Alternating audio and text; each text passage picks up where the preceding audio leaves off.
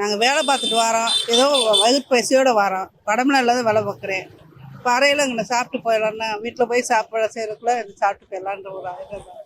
டேஸ்ட்ல எப்படி இருக்குமா? டேஸ்ட் சூப்பராக இருக்குது சார். இது 10 ரூபாய்க்கு கிடைக்கிறது எங்களுக்கு அதிர்ஷ்டமாக நல்லதுன்னு நினைக்கிறோம் சார். தர்மம் மாதிரி செய்கிறாங்க. காசை நாங்கள் நினைக்கவே இல்லை, செய்கிறது எங்களுக்கு புண்ணியர் மாதிரி இருக்குது. நாங்கள் வேலை பார்த்துட்டு வரையில வயிறு பசியோட வரையில இது கிடைக்கிறதுனா ரொம்ப சந்தோஷம் சார். காலைல 7 மணிக்கு வேலைக்கு ஓடுறோம், அங்கேருந்து படமெல்லாம் எல்லாம் வேலை பார்க்குறோம். இப்போ வந்து பாத்தீங்கன்னா இன்னைக்கு ஒரு டீயே வந்து ஒரு 15 ரூபா. ஆமாங்க சார். இப்போ 10 ரூபாய்க்கு கொடுக்குறாங்க. இது எப்படி பாக்குறீங்க? இந்த பகுதி மக்களுக்கு இது எந்த யூஸ்ஃபுல்லா இருக்கு? நல்லது செய்கிறாங்கன்னு நினைக்கிறோம்.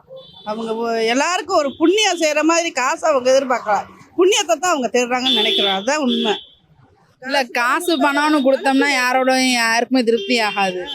உணவுன்றது வந்து எல்லாருமே போதும்னு சொல்லக்கூடிய ஒன்று தான். இலவசமாக கொடுக்கறது வந்து எப்பயுமே அதுக்கு ஒரு மதிப்பு இருக்காது. இந்த அமௌண்ட்டு ஒரு மினிமம் அமௌண்ட்டுன்னு அவங்க ஃபிக்ஸ் பண்ணி வைக்கிறது வந்து உண்மையாகவே ஒரு வரவேற்கத்தக்க ஒரு விஷயந்தான்.